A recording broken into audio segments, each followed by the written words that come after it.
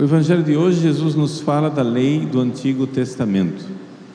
Como nós ouvimos na primeira leitura do Deuteronômio, Moisés disse: eis que vos ensinei leis e decretos, conforme o Senhor meu Deus me ensinou, para que os pratiqueis na terra em que ides entrar e da qual tomareis posse. Moisés ensinou leis, são as leis do Antigo Testamento. E Jesus diz: não penseis que eu vim abolir essa lei. Não vim para abolir, mas para dar-lhes pleno cumprimento. O que é isso? O que é isso que Jesus está tentando nos ensinar? Vejam só. O que é o pleno cumprimento? No Antigo Testamento havia 3 tipos de leis. Isso daqui não está escrito em lugar nenhum, é só a gente ver e analisar o tipo de lei que a gente enxerga. Primeiro tipo de lei: havia leis rituais, leis que diziam respeito ao culto no templo de Jerusalém, como que era o sacrifício dos carneiros, dos bodes, dos touros, etc., como que deveria ser construído o templo, que na época de Moisés era o tabernáculo, mas depois tornou-se o templo, como que era o santo dos santos, como que eram as vestes dos sacerdotes, os calções dos sacerdotes, a tiara dos sacerdotes, etc., tudo isso. Essas leis cultuais, elas eram um símbolo do culto verdadeiro que iniciaria com Jesus, o culto cristão, ou seja, o sacrifício definitivo que Jesus ofereceu na cruz. Então, as leis rituais se realizaram na cruz. E é a partir da cruz de Cristo que brotam, do lado aberto de Cristo, que brotam os 7 sacramentos. Então, o novo culto que é prestado a Deus no Novo Testamento foi preparado lá no Antigo, sacrifício de bodes, carneiros, etc. e tal. Agora, o único verdadeiro sacrifício é o de Cristo na cruz, que é renovado no altar, através da Eucaristia. Tudo que está lá, as medidas do santuário, né? A roupa dos sacerdotes, tudo isso foi levado a cumprimento, a sua realização no sacrifício de Cristo na cruz. Então, nesse primeiro grupo de leis, não é? O que é que nós temos? Nós temos o fato de que Jesus diz: eu não vim abolir os sacrifícios de bodes, de touros e carneiros do Antigo Testamento. Eu vim trazer a cumprimento. Como? Me oferecendo como sacerdote, me oferecendo como vítima. É aí que ele cumpriu a lei. Aquilo lá era só uma sombra, aquilo lá era só uma previsão do verdadeiro culto, do verdadeiro sacrifício. Jesus mesmo disse à samaritana domingo passado no Evangelho, né? Vocês estão perguntando se deve adorar a Deus aqui no Monte Garizim ou em Jerusalém. Na verdade, eu vos digo que o Pai busca adoradores em espírito e verdade. Porque essa é a verdadeira adoração. Nós precisamos nos unir a Cristo na cruz, os seus sacramentos, a liturgia da igreja, e tudo isso deve ser vivido em espírito e verdade. Esse é o primeiro capítulo, como que Jesus realizou essas leis que Moisés nos deixou. Então não é necessário mais a gente seguir certas coisas rituais do Antigo Testamento. Não é necessário mais fazer a circuncisão dos homens, porque agora nós temos o batismo. Essa é a aliança nossa com Deus. Não é necessário mais oferecer bodes, touros, cabritos, ovelhas, etc., porque já tem o sacrifício de Cristo oferecido na cruz. Não é necessário mais fazer a liturgia do templo do Antigo Testamento, porque nós agora temos a liturgia do Novo Testamento, e o nosso manual de liturgia do Novo Testamento está lá no livro do Apocalipse, não é? Onde os eleitos de Deus, miríades e miríades, multidões de pessoas oferecem a Deus um culto, vestidos em vestes brancas, e o incenso diante do altar, e o cordeiro no altar, que é o cordeiro imolado, que vive mas está de pé. Quer dizer, ali em linguagem simbólica e alegórica está dizendo a liturgia nova da igreja, da Nova Jerusalém, a Jerusalém celeste. Ponto. Essa é a primeira parte. Está explicado o que Jesus quis dizer. Não penseis que eu vim abolir a lei e os profetas, vim para dar-lhes pleno cumprimento. Mas havia um segundo tipo de leis. Leis que eram leis civis. Por quê? Porque o povo de Deus no Antigo Testamento era uma família de sangue, os 12 filhos de Jacó, onde cada um deu origem a uma tribo, e aquilo lá era uma família de sangue. Pouca gente se dá conta que ninguém se converte e vira judeu. Judeu, ou você nasce ou você não será nunca. Judeu é uma coisa de sangue, são os filhos de Jacó. É uma família que vem de um pai único. Filhos de Abraão, Isaac e Jacó. 12 filhos, 12 tribos. Então, se você não tem sangue judeu nas veias, você não é do povo judeu, ponto e acabou. Ora, estas tribos precisavam se organizar politicamente, porque se é uma sociedade, precisa de, não é como a gente tem hoje, a Constituição, o Código Civil, o Código Penal, o Código Processual, o Código Tributário.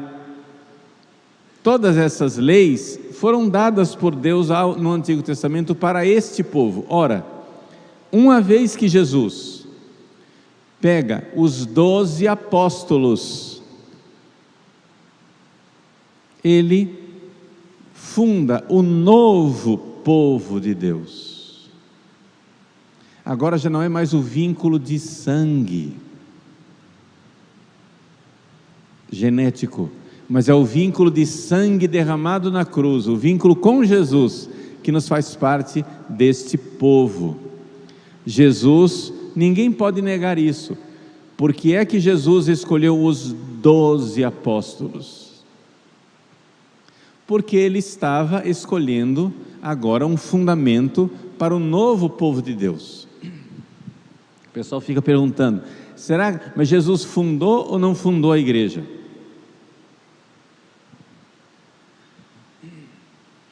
Como se Jesus precisasse ter ido ao cartório para registrar o CNPJ da igreja, para dizer Jesus fundou a igreja. Não, gente. O povo de Deus já existia no Antigo Testamento. Jesus não fundou no sentido de que ele inventou o povo de Deus. O povo de Deus já estava inventado. Já havia as 12 tribos no Antigo Testamento. Mas Jesus veio não para abolir, mas levar a pleno cumprimento. Então, aquelas 12 tribos agora estão fundadas nos 12 apóstolos. Quando no Apocalipse desce a Nova Jerusalém do alto, e a Nova Jerusalém, a cidade santa, está fundada em 12 colunas. As muralhas da cidade estão fundadas em 12 colunas, cada um contendo o nome de um dos 12 apóstolos. Ou seja, a Nova Jerusalém, a nova cidade santa, o novo povo de Deus, está fundamentado agora não mais no vínculo de sangue dos filhos de Jacó, mas na fé dos 12 apóstolos. A nossa igreja é apostólica e nós derramamos o nosso sangue não mais na circuncisão, derramamos o nosso sangue, sendo fiéis à fé dos apóstolos, lavados pelo sangue do Cordeiro. Então, vejam, Jesus levou a cumprimento também isso. Por isso, não é mais necessário que a igreja nos dê, ou que Jesus nos dê, um código político.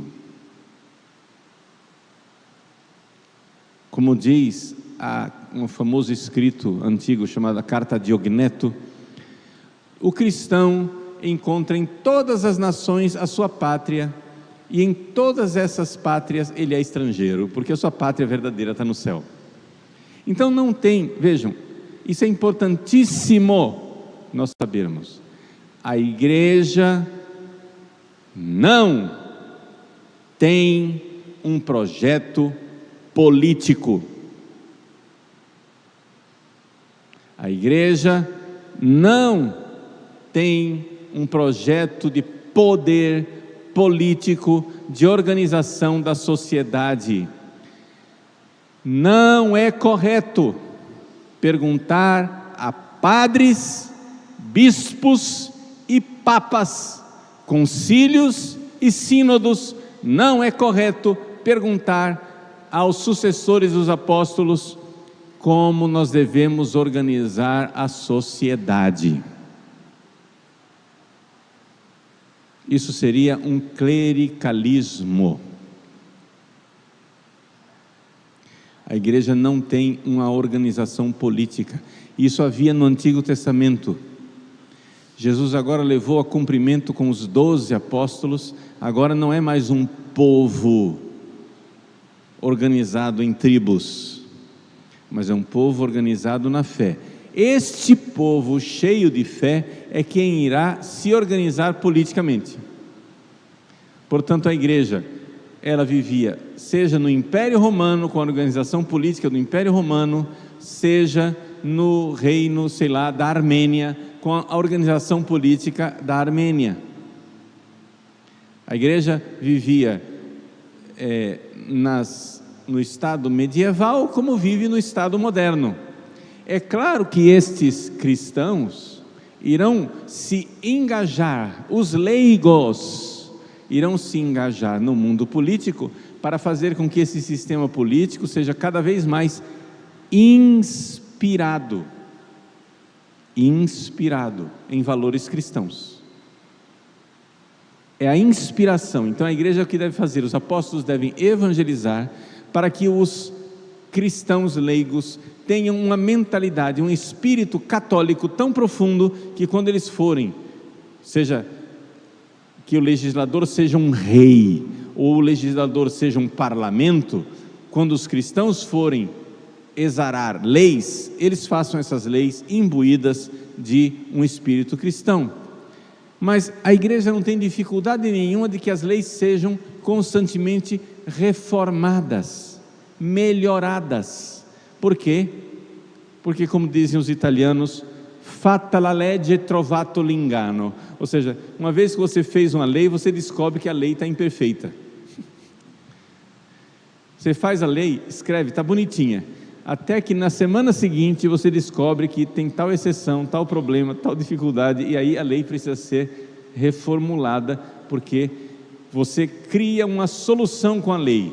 Na semana que vem você está reunindo para resolver o problema que você criou com a sua solução.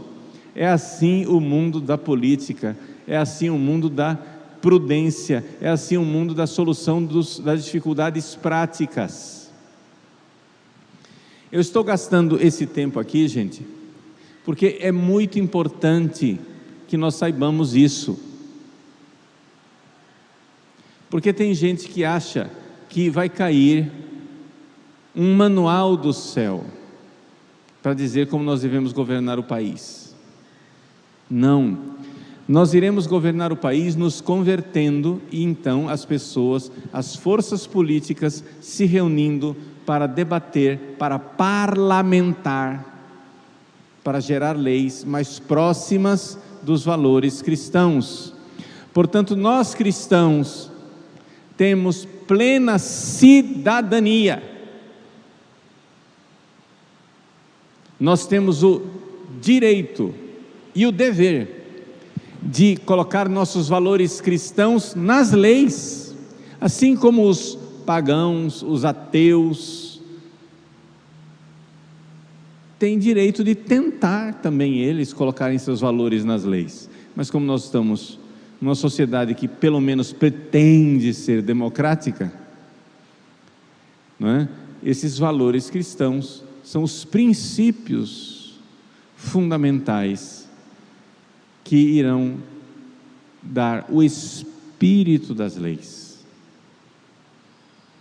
Leis sempre reformandas, sempre melhoradas. Então não há um regime católico, não há um projeto político católico. O projeto político católico é o projeto de converter o coração de todos os políticos, príncipes, reis, juízes, magistrados, para que todos, inspirados pelo Evangelho, atuem nos seus campos com a inspiração de Cristo. Nesse sentido foi que Jesus veio levar a cumprimento. Esse é o capítulo número 2 do cumprimento, ou seja, então primeiro nós vimos, primeiro tipo de leis, as leis do culto.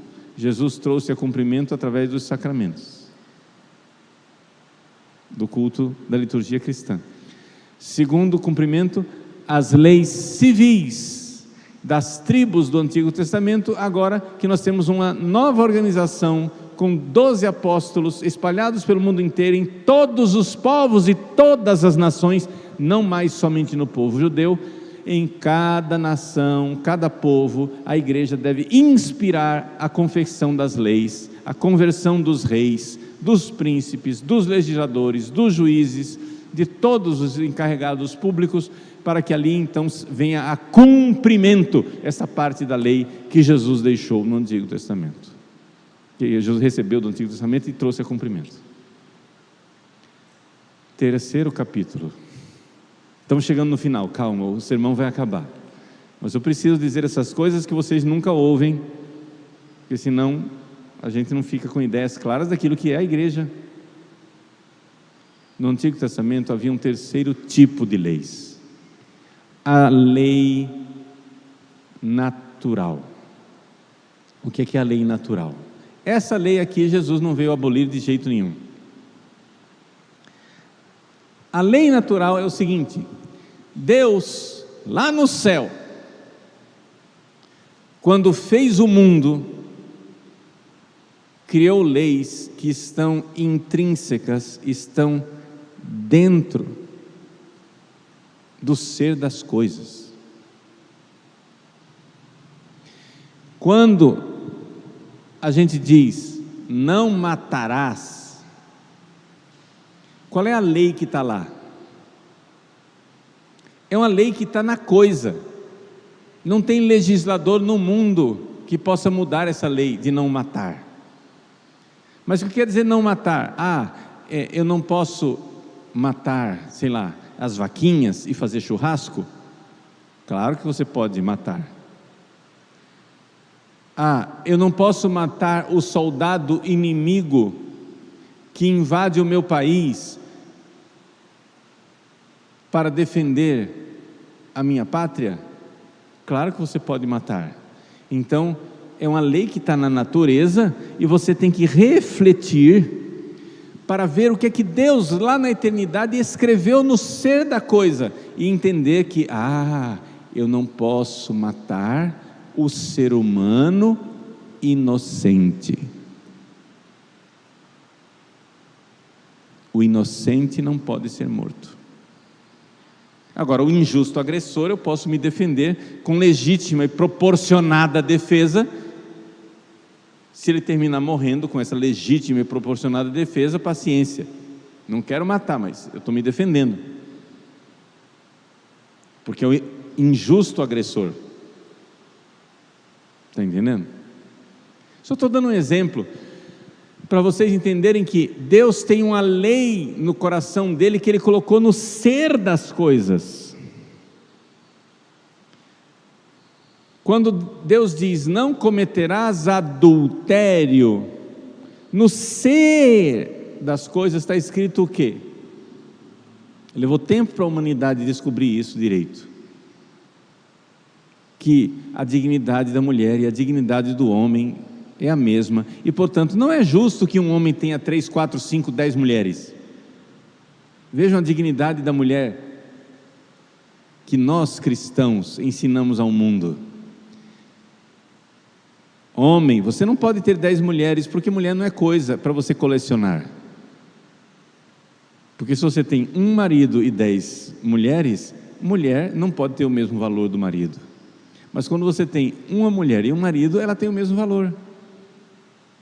E ela merece a dedicação total dele, como ele merece a dedicação total dela. E isso está no ser da aliança matrimonial, porque no ser do projeto da realidade querido por Deus, quando um ser humano do sexo masculino se une sexualmente a um ser humano do sexo feminino, nascem crianças.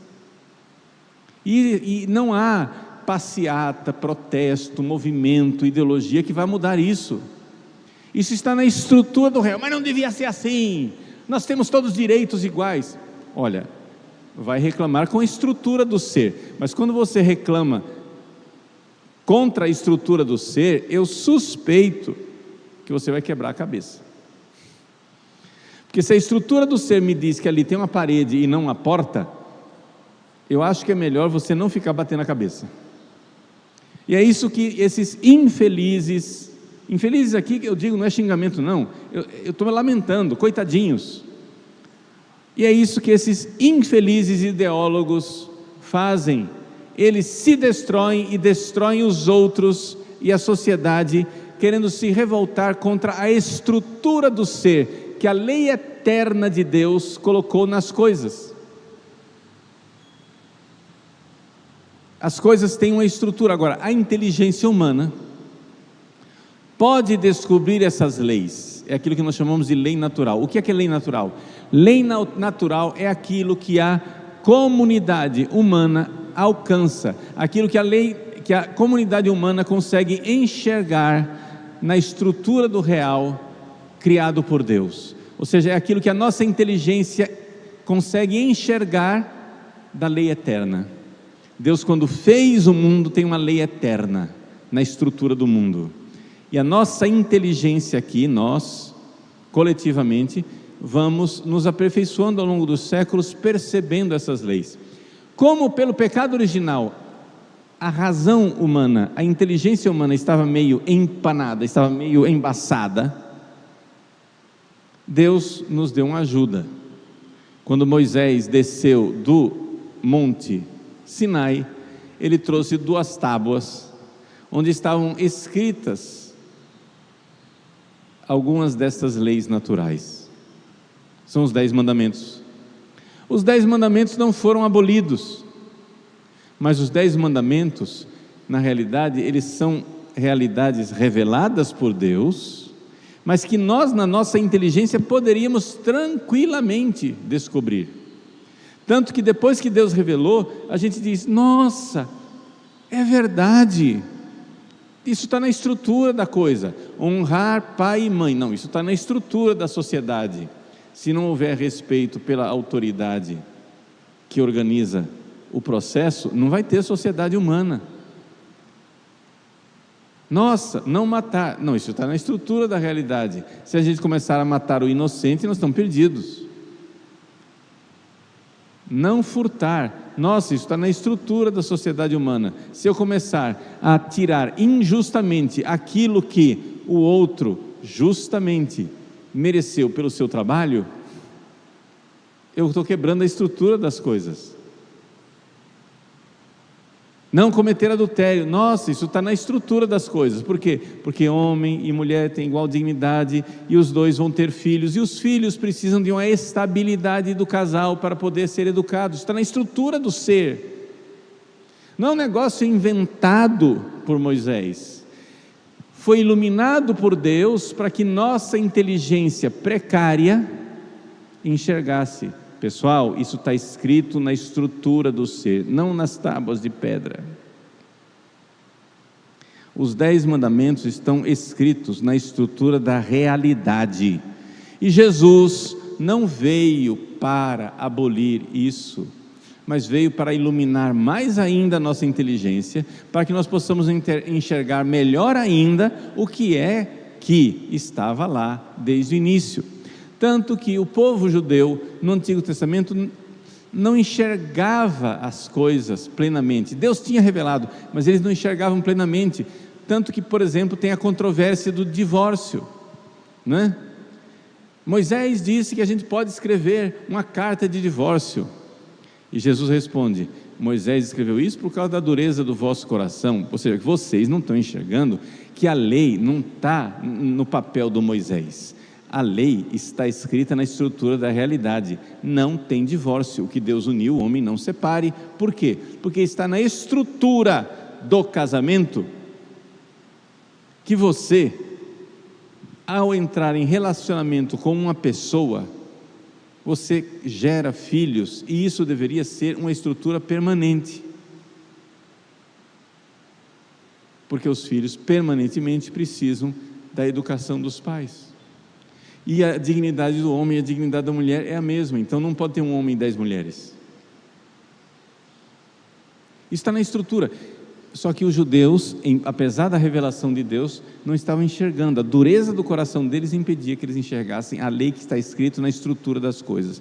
Então o que é lei natural? Lei natural é aquela lei que os seres humanos, com a sua inteligência, conseguem enxergar na estrutura do ser, para ali enxergar um reflexo da lei divina e eterna que Deus tem na sua inteligência, no seu desígnio lá no céu.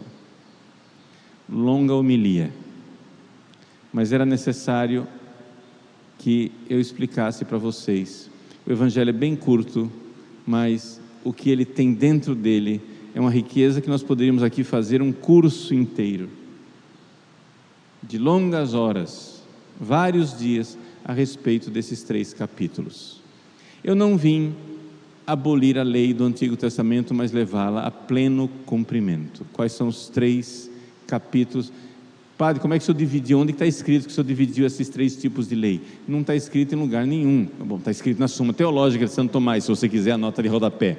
Mas Santo Tomás não descobriu isso porque está escrito na Bíblia. Isso está escrito, você vê que tem lei que é de culto, você vê que tem lei que é civil, e você vê que tem lei que não tem que discutir, porque está na estrutura da realidade.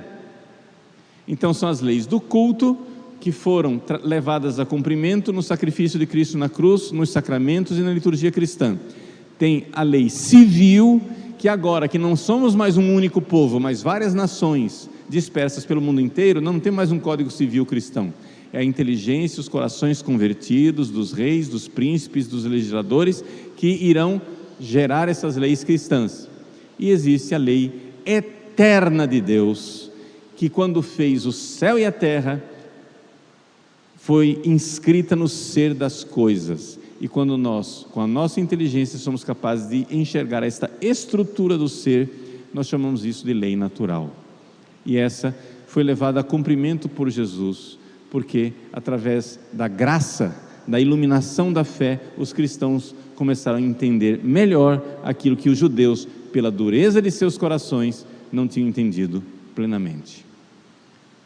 Esta é a lei que Jesus veio cumprir, que Ele realize esse seu projeto em nossos corações.